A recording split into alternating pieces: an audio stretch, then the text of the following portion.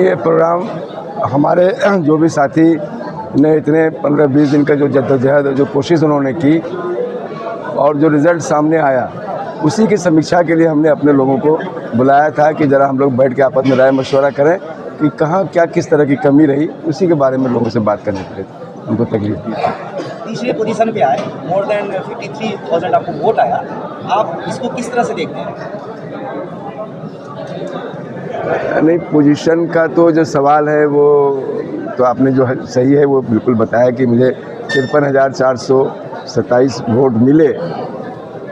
मैं इस बारे में बस इतना कहूँगा कि ये जो लड़ाई थी, ये तिकोनी लड़ाई, और इसमें जिस तरह की लड़ाई लड़ी गई और जिस तरह के हर तरह का हथकंडा अपनाकर और हर वो चीज़ का इस्तेमाल किया गया जो जमहूरियत के लिए कहीं से भी मुनासिब नहीं है, और 20 दिन के अंदर मुझे लोगों का इतना प्यार मिला, इतनी दुआएं मिली, ये उनके लिए मेरे लिए ये बहुत, ये कहीं से भी हार मैं इसको नहीं मानता, मैं इसको अपनी जीत मानता हूँ, अपने लोगों की जीत मानता हूँ।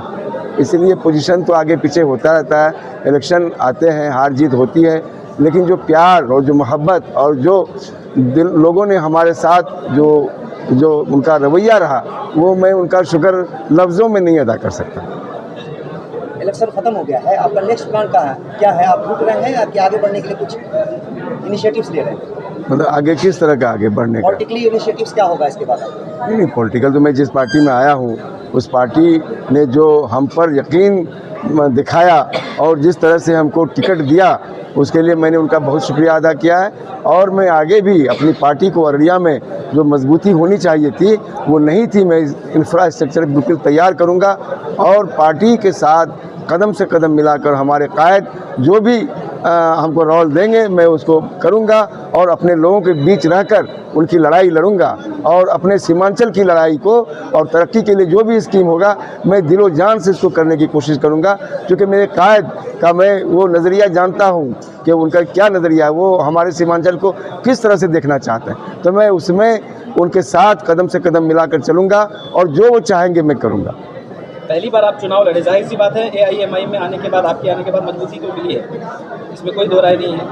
इसको श्रेय किसको देते हैं, इसका श्रेय किसे देते हैं, अपने कार्यकर्ता या असदुद्दीन ओवैसी साहब? नहीं, सबसे पहले तो कायद का ही नाम है कि उनके नाम पर हमारे यहाँ AIM के दीवाने मेरे साथ जो जुड़े, तो इसके लिए तो मैं, जनता तो उसके लिए है ही कि बिना जनता के सपोर्ट के हम कहाँ से इस तरह के पोजीशन पा पाते, तो ये तो उनकी मोहब्बत है। लेकिन मैंने अभी अपने तकरीर में ये कहा कि मैं हारा नहीं हूँ, मुझे हराया गया। मैं जो ये अफवाह फैलाया गया कि महागठबंधन की सरकार नहीं बनेगी, मुसलमानों का यहाँ से पलायन हो जाएगा और जितनी तरह के फजूलियात, जितने तरह के वाहियात थे उस सब को लागू किया गया और हमको यहाँ तक कहा गया कि ये वोट कटवा पार्टी है, इनको 5,000 से ज़्यादा वोट 10,000 से नहीं मिलेगा। तो आपने देखा कि लोगों की मोहब्बत किस तरह से उमड़ के सैलाब के शक्ल में आई।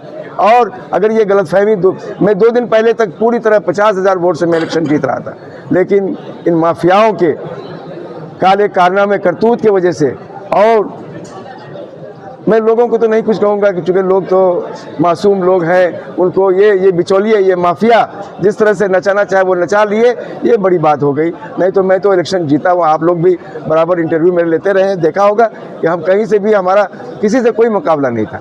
ये 2 दिनों के अंदर जो लोगों के दिलों को मोड़ने का और अफवाह फैलाकर लोगों को गुमराह करने की कोशिश की गई, ये उसी का नतीजा है।